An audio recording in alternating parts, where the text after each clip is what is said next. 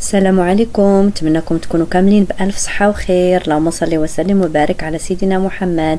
اليوم ان شاء الله غادي نشارك معكم البطبوط او المخمار مرطب بالزبده بلديه ديال البلاد والعسل الحر. بالنسبه للمقادير غادي نحتاج 2 زلايف ديال الفينو و2 زلايف ديال الفورص،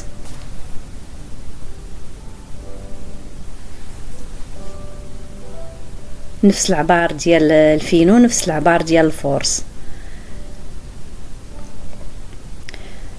الحال بارد غادي ندير 2 معالق ديال الخميره ديال الخبز. فاش يكون الحال سخون تندير غير معلقه واحده، والماء على حساب الدقيق. كاين الدقيق اللي تيشرب الماء والدقيق اللي ما تيشربش الماء بزاف. صافي ونخليه شويه يتدلك، ومن بعد غادي نزيد شويه ديال الملحه وشويه ديال الماء ونخليه تاني يزيد يدلك شويه.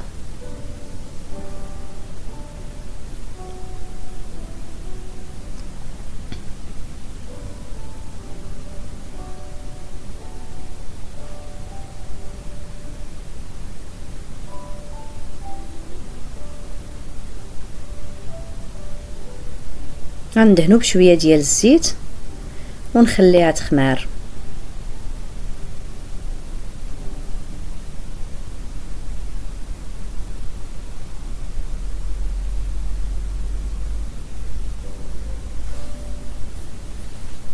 من بعد ما خمرت العجينه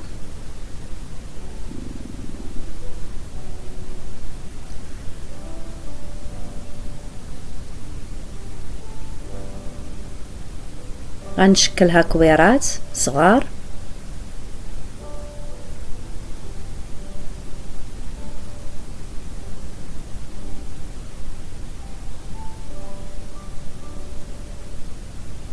هنا. عندي شويه ديال الدقيق ديال الفورس فاش غادي نلوي شويه دوك الكريسات.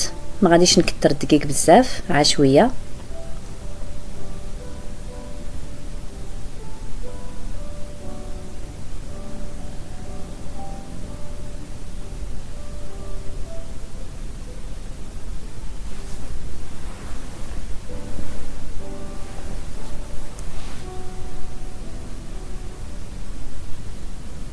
وغادي نبدا نقرصهم ديريكت. غادي نقرصهم شويه رقاق، ما غاديش نخليهم غلاظ.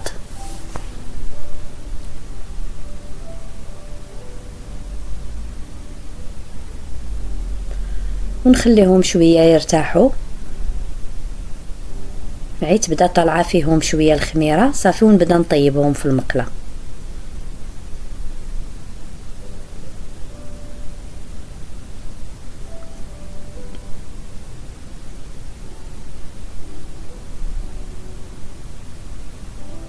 هانتوما تتشوفوا شحال تيتنفخ.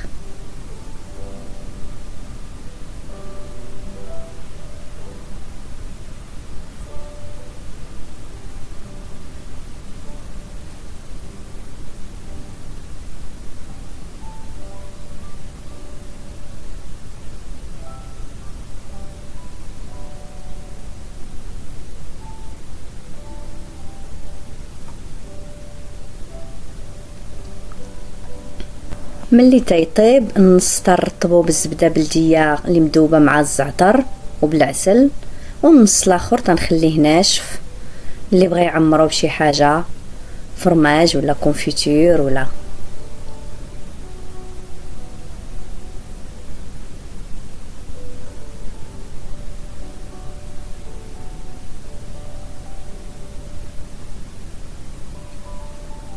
هانتوما تتشوفوا شحال تيجي خاوي من الداخل. تنتمنى يعجبكم، نتمنى تجربوه. شكرا على المشاهده، وتا الفيديو الجاي ان شاء الله.